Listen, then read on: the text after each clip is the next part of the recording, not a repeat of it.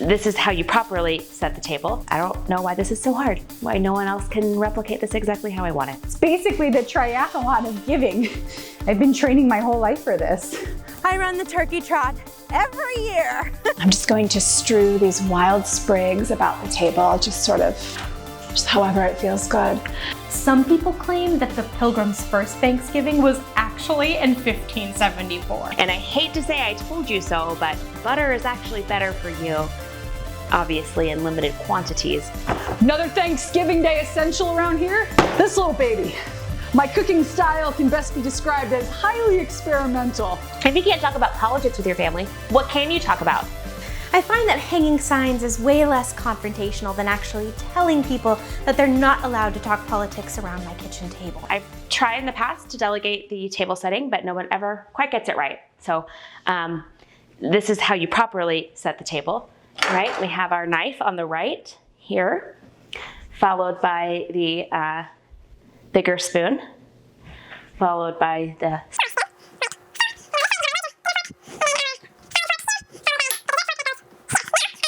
red wine glass that goes here.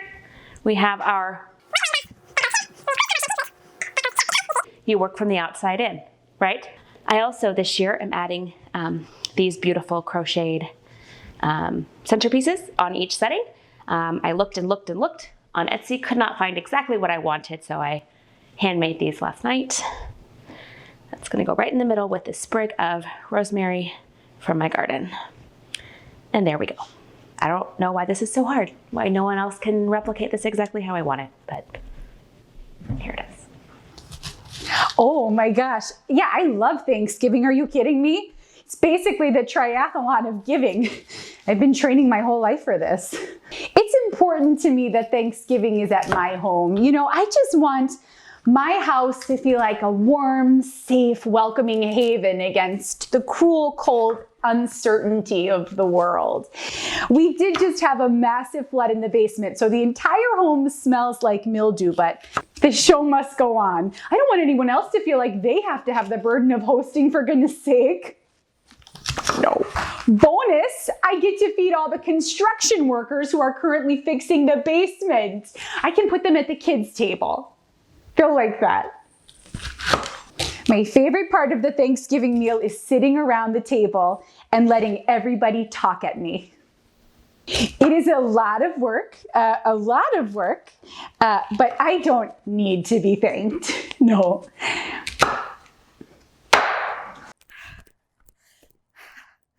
I run the turkey trot every year. My friends always ask me, they're like, Abby, how do you do it all? I mean, you're hosting Thanksgiving dinner, you're waking up at 4 a.m. to run 8 miles with a bunch of overachieving strangers, and I just tell them, if I can handle my mother-in-law in the kitchen on Thanksgiving Day, then I can do anything. Oh, gotta keep my time up. I wanna be first. So fragrant. When it comes to preparing my home for Thanksgiving, I really wanted to dispense with a lot of the artificial, manufactured ideas that we have about Thanksgiving. So there will be no tablecloth, there will be no cloth napkin, there will be no contemporary cutlery. I'm just going to strew these wild sprigs about the table, just sort of haphazardly. However it feels good. For our menu, I want something truly authentic and spiritual that will transport us back to that moment in time. And that's why I'll be serving leeks, onions, wildfowl, and deer. I like to spend the day just getting to know my vegetables a little bit, so I take them around with me before I begin doing any meal prep. I invite them to tell me about their journey. We're not the only country who celebrates Thanksgiving, you know. It's fascinating to think that the first Thanksgiving in North America was actually in Canada. And you'll be astounded by this. Oh, Aunt Susan, don't let that turkey make you sleepy. I'm about to drop some history bombs on this Thanksgiving table. A few English settlers who actually came on the Mayflower ended up in the Dutch city of Liechtenstein. So some people claim that the Pilgrims' first Thanksgiving was actually in 1574. Some people claim that Thanksgiving was way less boring than this one. What was that? I didn't say I didn't say anything. Can you pass the pie? Speaking of pie, did you know that lobster, seals, and swans were actually on the first Thanksgiving menu? Swans. Okay, so every year I make the same pie. It's my mother-in-law's recipe. It's been handed down for generations in my husband's family. And we top it with homemade whipped cream. Didn't quite get whipped enough. Well, I guess I'm just gonna have to start from scratch. This might be enough butter for all my recipes. You know, back in the 90s, people were not eating butter. They switched to margarine, right? Because they thought that was healthier. And I hate to say I told you so, but butter is actually better for you, obviously in limited quantities. That goes out the window on Thanksgiving, but margarine is not heart healthy.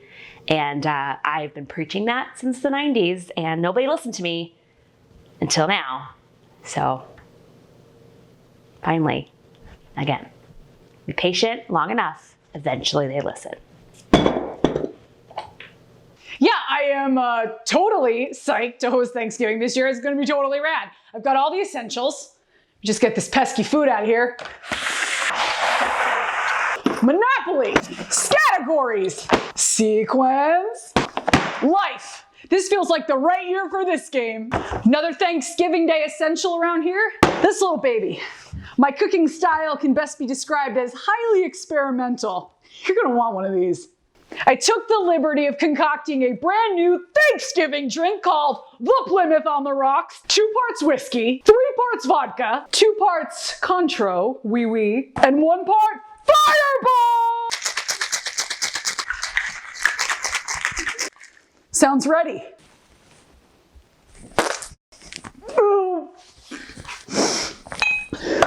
Back to the drawing board. Let's get ready. Getting ready for Thanksgiving.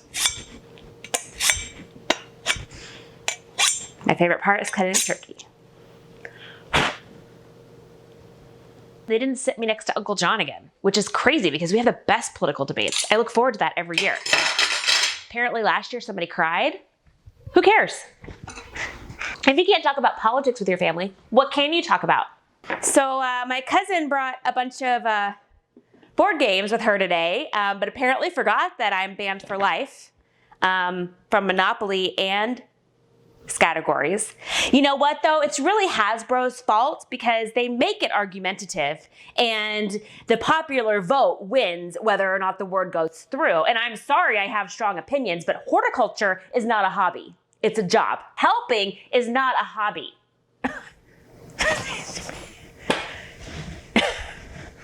That was 7 years ago and I'm still bitter. I'm hosting this year, so I've strategically placed these signs all around the house. I find that hanging signs is way less confrontational than actually telling people that they're not allowed to talk politics around my kitchen table. My husband says it's a little passive-aggressive, but he isn't the one who has to listen to Grandma Midge berate Uncle Charlie for his lawn sign choices while we make the stuffing. This applies to inside and outside. I can hear you on the porch, Grandma Midge! Just manufactured, Americanized. No, wait, is America where it happened? Just kidding, hold on. Helping is not a hobby. Just stop. You're wrong. 1 part whiskey. This is vodka. 2 parts vodka. What's this thing?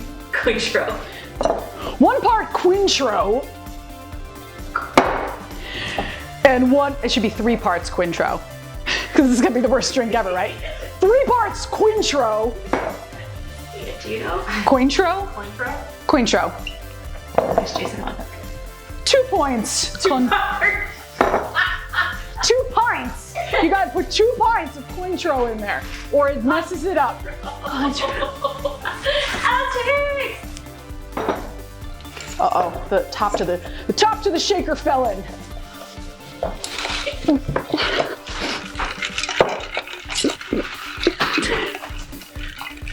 I'll just put my hand over the top. Nope, that was a bad plan. Okay. How did I break a shaker? I'm bad at alcohol. This is why I can't drink. I really don't know what I did. I just put the lid on the top. Baby brain. Oh, why? Okay, that one was not on me. You guys want to party? Come on over. Moms are cool. It's awesome. If you want to drink, just do it at the house.